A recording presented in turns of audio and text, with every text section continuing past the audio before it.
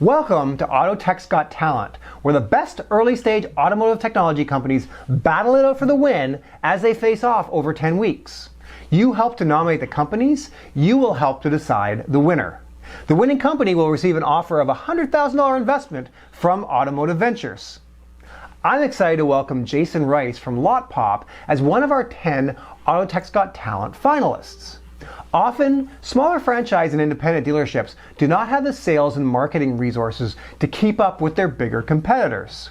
The managers at these stores wear 20 different hats, and a lot of their internet responsibilities get pushed to the side because they are busy handling the day-to-day business. That's where Lotpop comes in, as they can help manage the virtual dealership so the managers at your stores can concentrate on what is going on at the store. The rules for today are simple. The contestant has 5 minutes to pitch. They'll get a 1-minute warning from me and will be cut off at the 5-minute mark. Then our judges will have 5 minutes for Q&A, after which we'll ask the judges to vote. Then, for the following week, we'll ask you for your vote. You help us pick the winning company. With that, I'll hand the mic over to Jasen from Lotpop and look forward to hearing his pitch.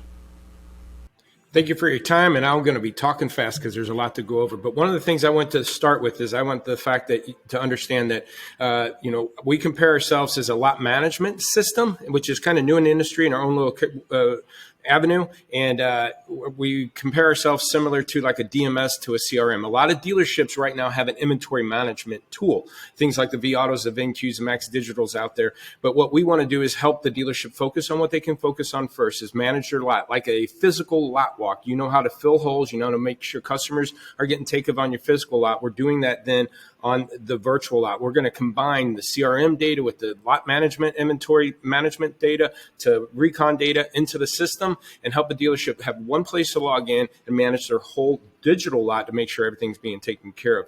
And one of the things I wanted to point out, we'll just go down the avenue of used car management. And a lot of managers will go into the market data, into their inventory management tool, regardless of where it is, because all those tools are pulling from the same information. A lot of that information can be misleading. What I mean by that, and why you can't manage your inventory with your inventory just on market data only, is it's a lot of times inaccurate data. Here's a study done by cars.com, and you can see at the top left, 12% of VINs are missing trims. 22% of those VINs are missing transmissions. 20% of all used VINs have 2 or more attributes missing. Highlighted here, 25 store group. We did a case study. 25 store group had 29% error rate, and you can see across the board of those stores, some of those stores had upward of 50% of their inventory listed wrong. So what that means is that information is affecting market data, how what my market day supply is, my price to market, things like that. And then also market data is a lagging indicator. One thing is to know if a car is moving fast or slow in a market, like a market day supply. The problem with that, it's a 45-day cycle. So when things start slowing down, that market day supply does not pick up that data, that transition in the market for 30, 40 days. April is usually a slowdown month sometimes. And when you look, it's a lot of times your lowest market day supply. And the reason why day supply, it seems like things are moving fast, even though things start slowing down. It's looking 45 days ago in February, March when things were moving. So that's a couple examples of if you're just relying on inventory or market data to run your inventory, market data can be wrong, and then day supply is a lagging indicator. So one of the things we push with dealerships, the best time to make the most money on the car was within the first 30 days. And if I can increase the amount of cars you're selling in the first 30 days, your grosses go up. So you can have both gross and volume. The goal would be to get 60 to 70% of your sales in the first 30 days and to carry what you sell to sell what you carry. But there's a lot of things that cause you not to sell enough fresh cars, not having enough fresh cars in inventory to sell. If you don't have an aging policy and you have aged cars, you don't have enough fresh cars to sell 60 to 70% in the first 30 days. Photo turnaround time, service turnaround time too long to get price and description. Your pricing maybe is trending up. Maybe you do not have enough of a certain trucks and not enough cars, or too many 18s, not enough 15s, things like that. So inventory mix, maybe your average for investment's high, slower movers, maybe there's a feed issue. So if we know we can increase gross within the first 30 days, these are metrics that you're going to need to track. And those are what we're going to do for the dealership and find the hole. Again, like a physical lot walk, we're going to find holes in our inventory. We're going to find holes in the digital inventory. I want to show an example. Over to the left or over to the right-hand side, you see our our goals set into the system. We got 20 key metrics, actually about 30 KPIs that we're going to track for dealerships. And the very first one, the goal is to have 65% or more of your current inventory in the first 30 days. And what I wanted to point out here, if you look at May 4th, that dealership, that yellow line is their 30 to 45 day age bucket. And you can see how it increased there over time. And a lot of inventory tools are just going to show you stagnant data, so you don't get to see that trend. And what happens is once we see how our inventory is sitting, I want to look at the last 2 weeks of sale rates. And if you notice, that period, I'm going to skip ahead here. You can see where that dealership had 35% of their inventory on the left-hand side of their current inventory. And over to the right, looking at their 2-week sales cycle, only 21% of their sales were going out of that bucket there. So if nothing changed, 14% is going to bleed through their age bucket. So we had to address that. And we started increasing those sales. How do we do that? We noticed pricing went up. So pricing went up in that bucket and sales went down. Okay, so how do we figure that out? We clicked on those cars, figured out what cars are in that bucket. Here's an example of a car that we pulled up, and we have a predictor based on their historical data. How fast are cars moving in the market or off of their lot? For example, Rams, they sold 23 of them. They sold in 28 days at 95%. There's 9 metrics there based on their data. It says, hey, similar cars like this car would sell in 29 days at 96% is where we're predicting. This car is 45 days old at 99%. So if we have a problem in our 31 to 45, what car is causing that problem? That's one indicator that we need to address that car. A second is what we call work the facts. If you look at the facts of this car, we're priced at 101%. Everything in red here. You haven't changed the price in a month. The high average investment. We're having the segment. We're having that price point. We're having the make. It's an age bucket we're not selling enough out of. We have 20 KPIs to figure out based on their data what cars are causing these problems. So dealers, before perfect. Thank you, Jason. No problem. Great work. Thank you. Great very much. work. And we have now 5 minutes for Q&A from the judges. So judges, I'll start the clock, and you've got 5 minutes. So you had a lot to say there. I'm sure you're shocked to hear that. Yes. And I'm sure there was a lot more. I have a question. What is the integration like, and who are you integrated with when it comes to the DMS and different places? Because obviously this is a lot of data going in and out. Yes, so we work with, especially we talk about inventory management, we work with the vAutos, the VinQs, the Max Digitals, Dealers Link is another inventory management tool. We also, for CRMs, we're pulling the CRM data in, Fin Solutions, Drive Centric, eLeads. So we're going to help the dealership, again, find holes in their inventory, find customers they're not meeting and greeting, and combining those together for them to attack the lot. Like so you're relying on other data points from other vendors to get it not going directly to the DMS. Is that correct? Well, we can get DMS feeds and have that inventory in there, but we're also looking at, again, what is the going to a CRM comparison as a DMS to CRM comparison. Obviously, the CRM has deeper data. So the inventory management tool will have deeper data. The the CRM will have deeper data, like when's the last time we called? When's the last time we emailed? When's the last time we text a customer?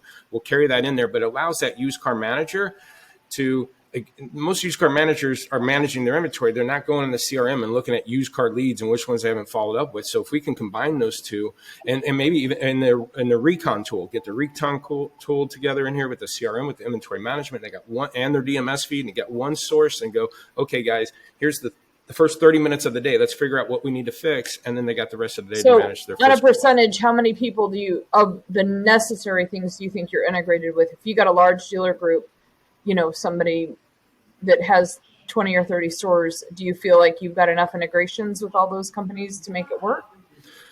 Yeah, we're in an infancy stage when it comes to the CRM portion. We've created a simpler version of the Lot Walk, what we call Lot Walk, is the product, and we're done with the used car portion of it, and we've integrated some CRM tools into it. And so if they want the full package, the CRM, the recon stuff, those are the things that we're going to be working over the next 6 to 12 months. The inventory portion of it, used car part, we've been doing that for 7+ years.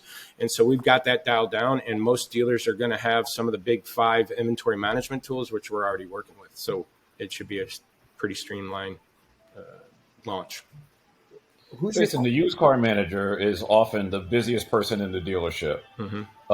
Where is he or she going to get the time to learn this tool and actually use it on a day-to-day basis, given everything else going on in his or her life? Perfect question. I started this company 8 years ago. I spent time with one of the pricing tools for over 8 years, and I stepped foot in 1,000 dealerships and seen that struggle. That's why I created this, because what I want to do is simplify those tasks for them. I want them to be able to attack their inventory, because a lot of times they just said, hey, things are slowed down, let's start changing prices, without any good process in place. And so a couple of things, not only do we train them, but we do weekly calls with the dealership. So we're like an accountability partner, second set of eyes. You won't find hardly any other vendor that's ingrained as much, because we actually do price changes with them. The hour call, we're going to do 20, 30 minutes, go over their metrics of what areas we see as an issue. And then we're pulling up cars and challenging them to change prices. But we also have the ability just for them to use the software only. I run a university every month. We run a 2-day entrenched university at our facility that I run to do hands-on deep dive for them to understand all the metrics, all the philosophies, and what we're trying to get them to accomplish. And we also have a used car 20 group that we meet 4 times a year, and or 3 times a year now. And so that's another resource for them to, again, grasp this concept, figure out other dealers' best practices. And so we're reaching out as much as we can. Again, the weekly calls, we literally will do about 25 to 30,000 price changes with our dealerships in a month. And so we've got the biggest insight into, I seen that clock there, biggest insight on what's going on the retail end. Will that scale as you grow? Will you be able to continue doing those weekly calls with your client? Yeah, perfect question. We can scale because there's each of our clients will do 25, or each of our reps do 25 to 30 calls or handle those accounts. But again, we created the lot walk where the dealership can use the system themselves. They don't have to totally understand the charts. We have videos on every chart for to explain exactly what they're looking at, but we're just going to spoon feed them with our new lot walk tool. We're going to say, hey, your average investment's high. Do you want to acknowledge that? Yes. Okay, well, here's the cars where your average investment's high. Here's the ones we think you can change. And each car they can acknowledge and ignore, so they can run it without those calls. Is that used car manager your core customer, or is it the internet manager, or is it the dealer principal? Who's your core customer? Just like any vendor, top down's the best usually, but one of our best clients will have 11 people on the call. So, but yeah, used car managers going to help lighten their load so they can get back to running the store. Beautiful. Great work, Jason. Very nice. I appreciate it. Judges, if you would take a moment and we will get your scores committed.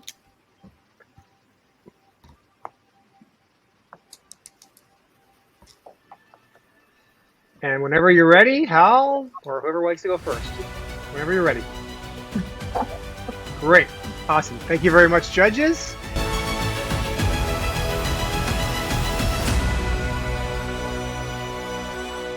Thank you, judges. Now it's your turn. We look forward to hearing from you for your vote, and keep an eye on the AutoTech's Got Talent leaderboard on automotiveventures.com.